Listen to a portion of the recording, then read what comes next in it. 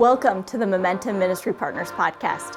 This podcast is designed to provide momentum in our God-given roles of leadership as we partner together to equip today's Christian leaders for tomorrow's opportunities. Whether you're a pastor, youth leader, ministry volunteer, parent, or student, we want to be your go-to and most trusted resource for equipping and encouragement when it comes to your ministry and leadership influence. Thanks for tuning in, and we hope you enjoy this episode.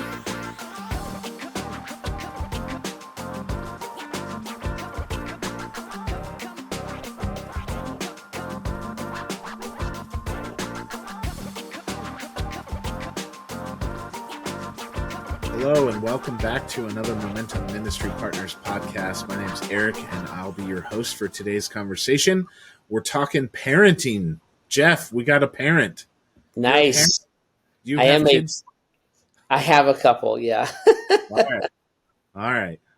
Are your children believers, and are they praying for your salvation? They are believers. They might be praying for mine. I don't know. Jeff, we've had a lot of listeners submit questions recently. It was super fun. I got to go. Momentum was an exhibitor at several youth conferences and weekend winter retreats and stuff recently. And this was a question we asked students, even, hey, give us some questions for a podcast. And I think one of the most common questions that students gave us was relating to their parents. And it was interesting to find out that some of these students that, as I was talking to them, their parents are not believers and they're trying to win their parents for Christ. So let's dive into this conversation here today and see if we can help answer some questions from listeners and from our students that we're trying to partner with. Okay, go for it. All right, let's do it. So some of these, I'm just going to read them directly because they're questions that these students have submitted. So the very first one, this was on feedback from one of these, said, what does it mean to really honor your parents? Like, what does it look like, especially if they aren't believers? So when we're talking to student ministry or a youth pastor talking to a student, what does that look like to honor your parents, especially when your parents aren't believers? Yeah, I think honoring your parents is tied to a couple things. One, I think it's tied to God's assigned role. So God assigned your parents. They did not assign themselves. And so one of the things with believing, non-believing parents, healthy parents, unhealthy parents, that somewhere in God's master plan that is greater than I understand, He decided that the way that you can become the best version of you that serves the Lord most effectively is by having the parents that you have. So there's two relationships in life that you do not create. You have no choice in. And it's who your parents are, and then you flip it, it's who your children are. And so part of honoring them is, it kind of starts there. Like, God made these people my parents. And why, you might ask, that's a fair question. What are you supposed to do with it? Sometimes that's a fair question. But nonetheless, remembering that they're put in that place by God. So from there comes respect, comes obedience, the Bible would talk about, comes an affection, etc. And where that gets tough is when parents don't earn your respect, when they're not trustworthy, when they are the source of pain. Those become very powerful and individual conversations that I do not want to minimize. On this one, I got to stay at a 30,000 foot level. And I would say that at the 30,000 foot level, that's where that begins, is honoring them.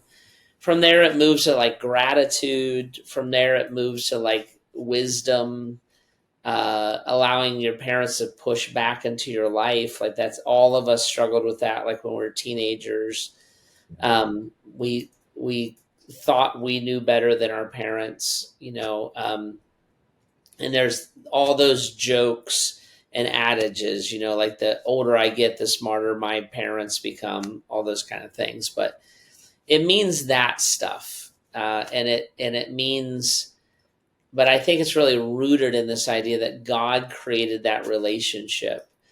And I think that's a big deal today, because in a culture today, what we're usually taught is if something is toxic, you push it out of your life. And I watch people doing this with unhealthy parents, because parents can be toxic. I mean, let's just be honest about it, right? But it's different to say, how do I get this person out of my life?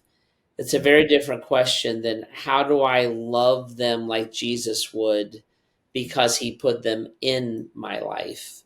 And so it's just wrestling through with those things. Yeah. Jeff, let's go a little deeper on that obedience piece now, because I was talking with a student even recently, and they were saying, hey, I actually think God's calling me to go into full-time vocational ministry. Now, he's a high school kid. His parents are believers, but he was like, I don't think my parents are the biggest fans of me going into full-time ministry. He's like, my dad's actually pushing me to go into business. Yeah.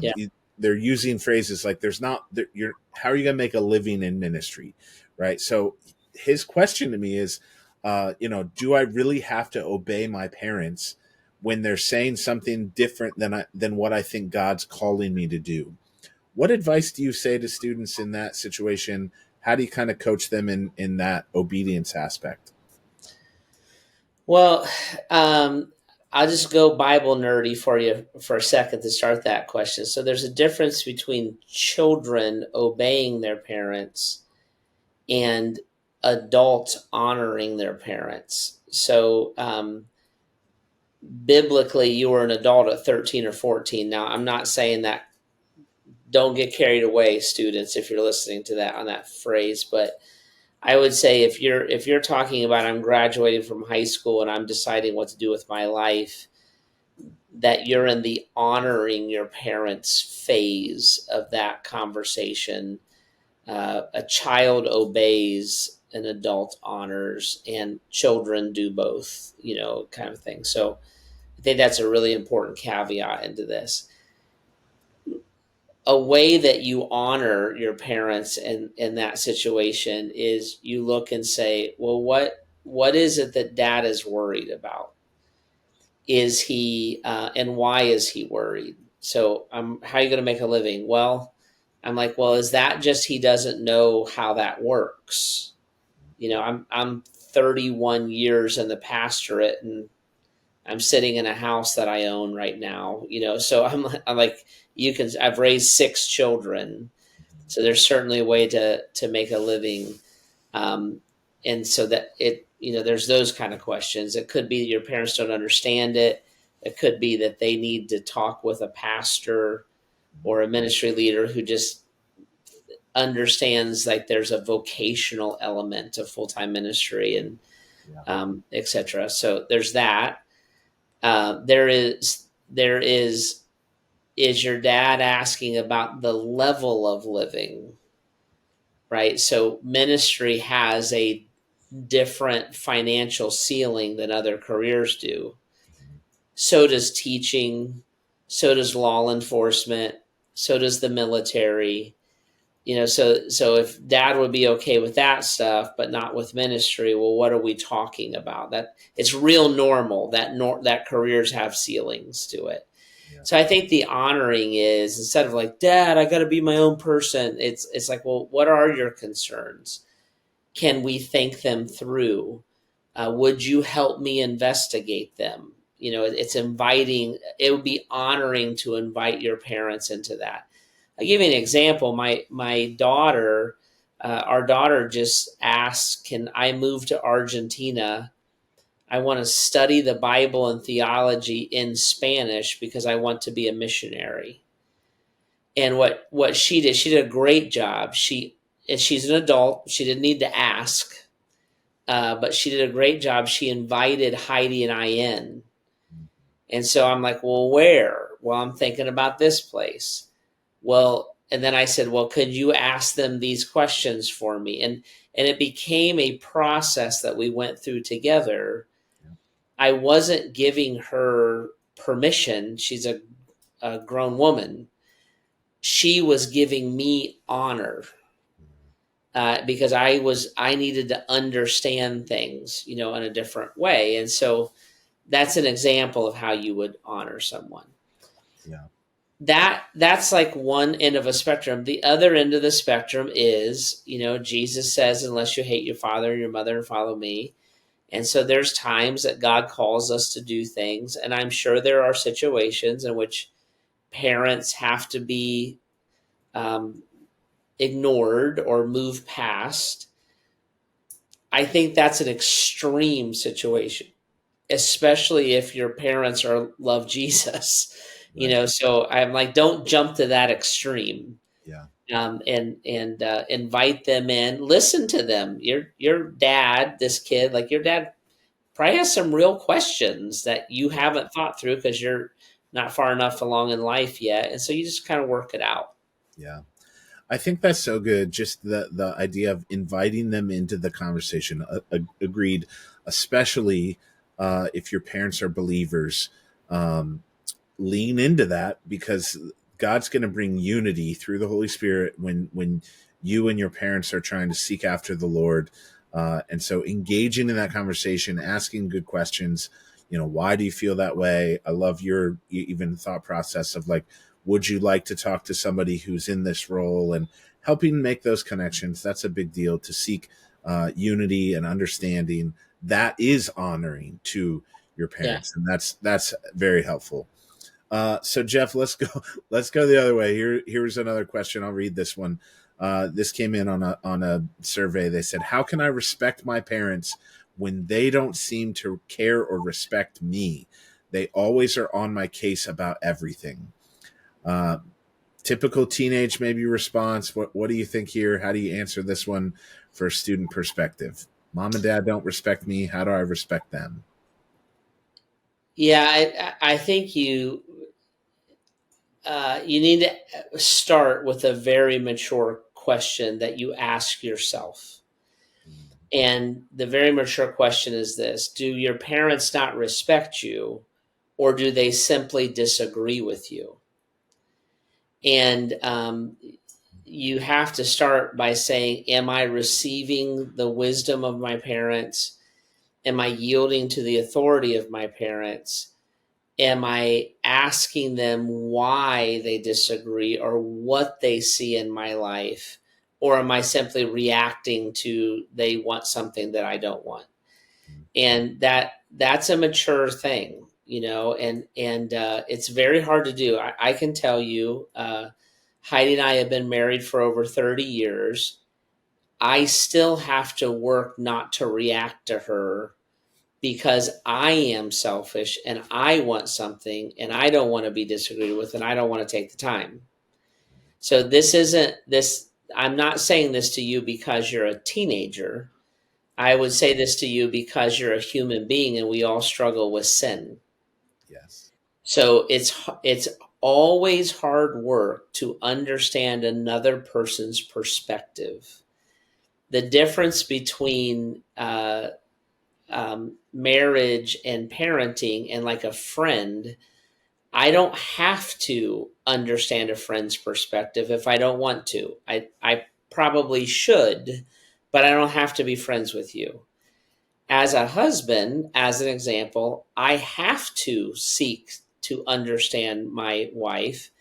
And as a child, you have to seek to understand your parents. So I think you have to start there. Like, I have to really ask a mature question, look at myself in the mirror and say, am I in the place that I want to be? When you say my parents are always on my case, if I was sitting down and talking with this young person, the first thing I would say is, about what? And if they said about video games, about school, about homework, I'd be like, then cut down on the video games, do your homework, and put more effort into school.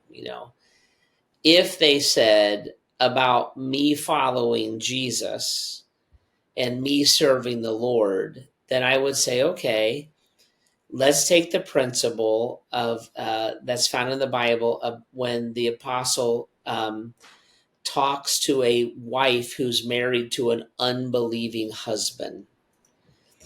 And what the apostle said to her in the scripture was, um, you should set an example with your life of an inner beauty and inner respect that comes through your submission and your service to that husband.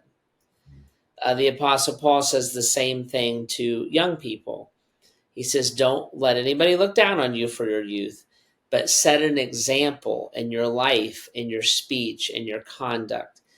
So I would start trying to coach you up and help you think about what are the 9 places that I can submit, yield, and serve, even if I have to stand up to mom and dad in this one place, because it would cause me to not follow Jesus. And we just have to sort that out. So to the young person who asked the question, I'd be like, you need a spiritual leader in your life that's not a peer, not another teenager, but another loving adult who's godly, who will help you find wisdom to navigate that relationship with your mom and dad.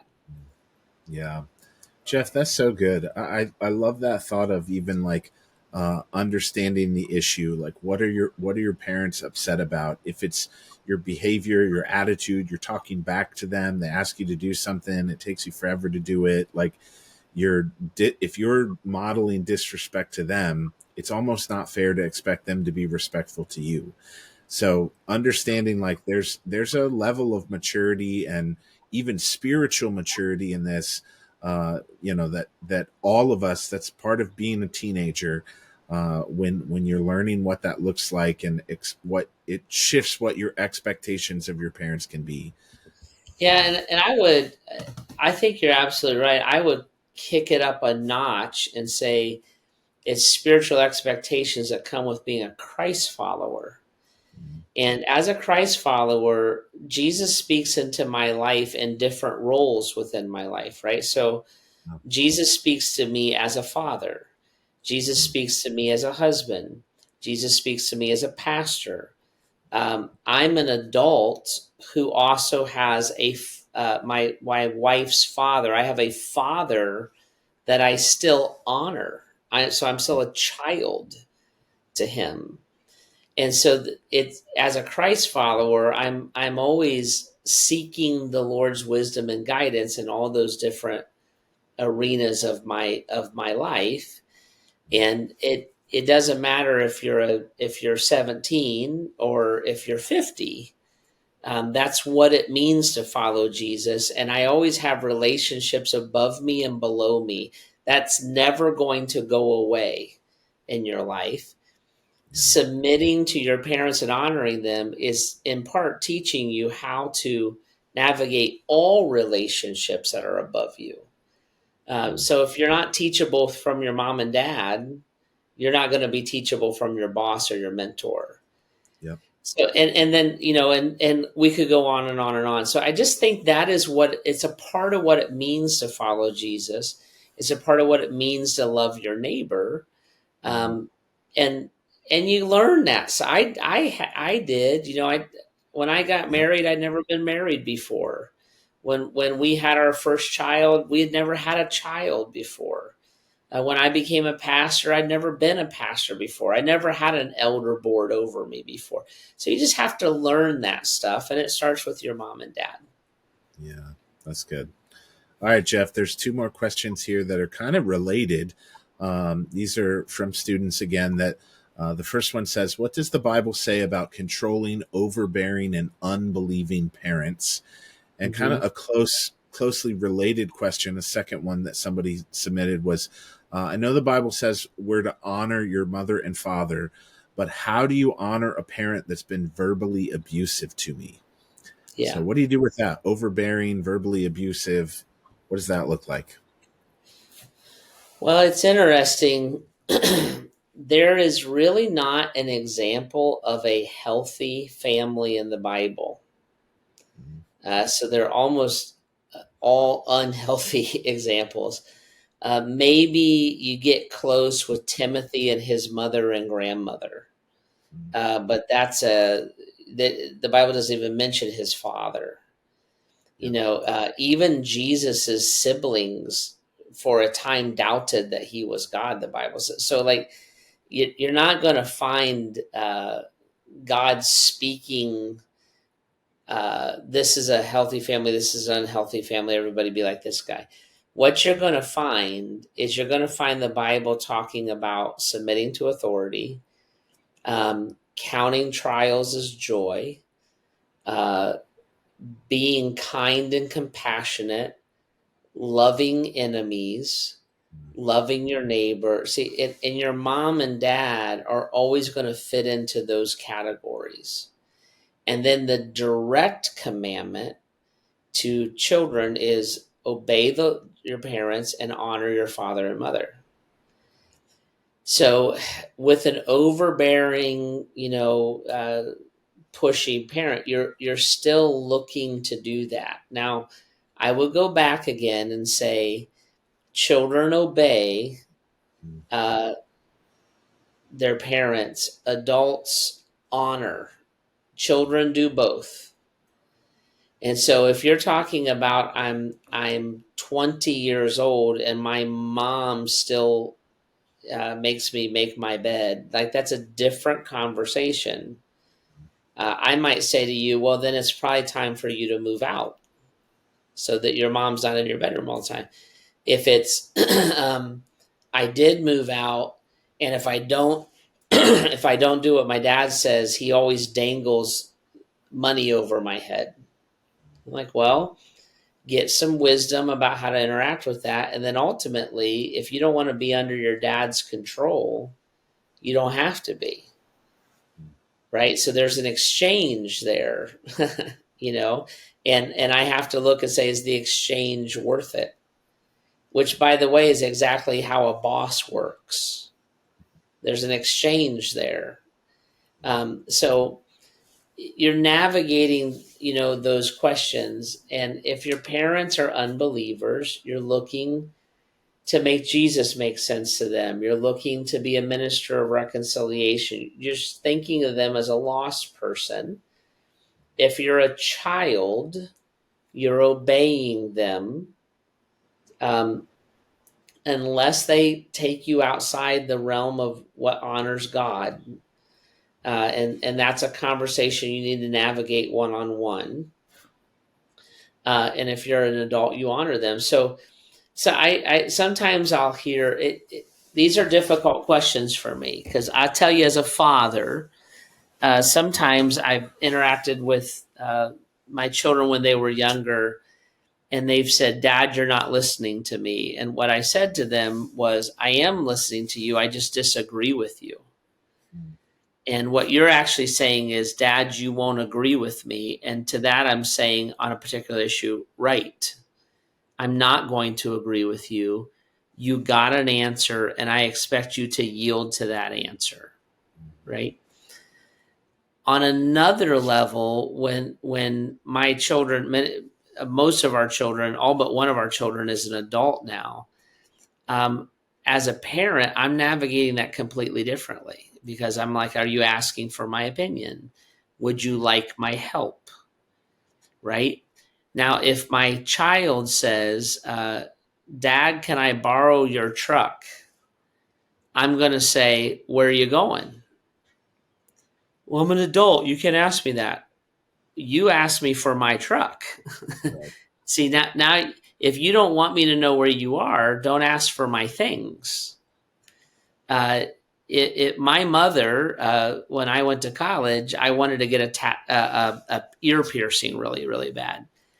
And she said, if you get your ear pierced, I won't pay for college. So the decision I had to make was, did I want the money for college? Well, you can see my ears aren't pierced. And now it would be creepy because I'm old. So I'm like, yeah, because we had an exchange. Right. And so I'm like, some of this is, if you're a child, you don't always get your cake and get to eat it too. That's just adulting.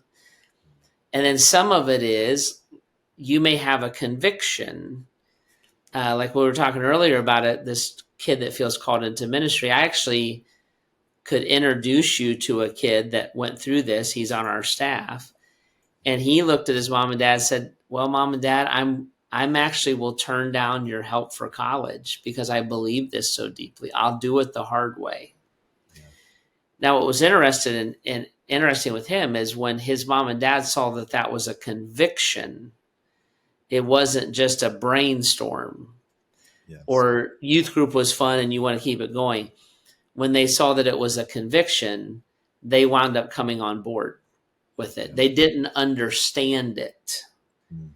And once they understood it and trusted it, they were like, well, now we're in on it. You know, so yeah. It's navigating all those kind of things. And I think for students, it's making sure that you are being mature in your thought processes and you're thinking about how to follow the Bible. In the Bible, God's word is asking you to do something that's hard. I think for parents, are we raising kids to be independent? And are we raising them to know and love and follow Jesus? And then when they say, Dad, that means I got to move to a different continent, that, I'll be honest with you, that's not an easy answer for me. I wish that wasn't true, to be honest with you. But our daughter is doing exactly what we want her to do. And so now we have to facilitate God's calling on her life the best that we can. We're going to play a supportive role in that instead of a leading role in that. Yeah, that's good. All right, Jeff. So one last question here. This is one from a recent conversation with a young married youth pastor. He's asking me, what is it, the leave and cleave process look like while you're still trying to honor your parents? What do you recommend to maybe somebody who's young in ministry and young in marriage? How do you counsel the leave and cleave part of that process? That means that your family of origin, both sides, no longer sits in the first place of influence or authority in your life. And I actually would also argue provision. And so when I left my father and mother to hang on to Heidi, it means my mother and father's opinion is no longer first place. Their will is no longer first place. And it was interesting. My mom said, she said, if you delay your wedding for a year, you can move home and you, Dad, and I will work together to pay off your student loans. And I said, no. I want to get married, and those loans are my responsibility, not yours. So I left their authority. I also left their provision, which by nature brings authority with it. And then it means that who Heidi is, what she thinks, what she needs, what she wants, takes first place, actually also over my children. So I care way more about what mama thinks, right? Yeah. Over the years, all of that becomes natural. You know, so Heidi and I both want to be with the kids, and Heidi and I make our decisions together. You have to learn it at first, and then it just becomes the way that you are. We both love my parents lived with me and Heidi so we could care for them. But Heidi and I made that decision. And even when they lived in our own house, my mom and dad were living in Jeff and Heidi's house. Jeff and Heidi were not living in mom and dad's house. And it worked out beautifully. There was nothing negative about that. But those distinctions are important because I have my own family now. I think when we think of family, we often think in terms of a family tree. And so oftentimes we think like Heidi and I have 6 children. So the way when they start their own families, we're like, yeah, they grew branches off of our family tree. That's not what Leave and Cleave is. Leave and Cleave is Jeff and Heidi have a tree, and Josiah and Sarah have a tree, and Isaac and Paige have a tree, and Micah and Joy have a tree. Gabe, Naomi, and Eli are still on our tree because they're not married yet. That makes sense. Now, our trees happen to live in the same woods and like each other. So we're real grateful for that. But I do not have authority. I have influence. But I am 2-3 rungs down now in my children's life. And so is Heidi. So we have invitation, not expectation. We have influence, not authority. We have generosity, not control. Heidi and I are further in life, so we can provide, we can pay for the Airbnb, but that doesn't mean we guilt trip you if you don't want to go. It's just an invitation, that kind of stuff. Yeah. Yep. Yeah, that's really good, Jeff. I like that analogy, and I think that's super helpful. So, and I would say to this young man, ideally, each spouse draws those boundaries with their families. Yes. If your spouse can't, then especially as a husband, you may have to draw those boundaries, and you may have to have a talk with your father-in-law, your mother-in-law, or whatever. So my father-in-law is wonderful. He knocks on the door before he comes into my house. And by the way, I do the same thing for him. Now, Heidi would walk in. She's his daughter. This makes sense. I'm kind of making an analogy here. Yep. Our children walk into our home. But that is not my home. That is my father-in-law's home, So, but when I'm, this is how I would honor my father, Heidi's dad, my father-in-law, I call him Dad. When our family is together and Dad's there in my home, I'm like, Dad, will you pray? You're the patriarch. I honor you, even though it's my house. Does that make sense? It's just weird, little things like that where I really respect and love him. Yep. And I'm like, I want to demonstrate and teach my children to respect and love their grandfather. So those are the kind of ways that you kind of balance that out. Yeah, that's really good. Yeah. Jeff, thank you for sharing wisdom on this. I think for students and even us in ministry, these are tough topics to navigate sometimes, because your parents, you love them dearly, and you're exactly right. It can be challenging in trying to figure out, both being in those teenage years and then as you're, entering adulthood and growing in your independence, trying to figure out, how do you still love, honor, obey, respect your parents?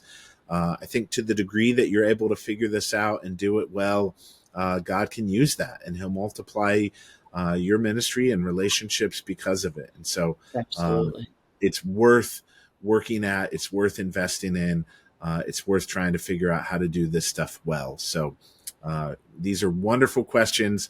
If you're listening to this and you have other questions that Momentum can be a resource to you on, we would love to have you submit those to us, send those in.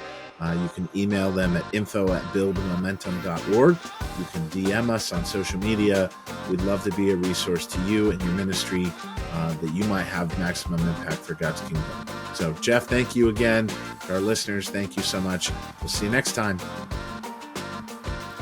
Thank you for joining us for this episode. We hope you found it to be valuable. And if you did, would you share it with someone else in your network who might enjoy it? Also, would you please go on and subscribe, rate, and review it? That way you don't miss any more, and somebody else will be able to find it too. Also, because we want to be your trusted resource, if you have a question or topic that you would like us to discuss on an upcoming episode, send that to us via email to info@buildmomentum.org, or you can send us a DM on any of our social media platforms. You can find us there at Momentum Ministry Partners. Also, if you need more information on our ministry, be sure to check out our website at buildmomentum.org. Thank you so much, and we hope to see you next time.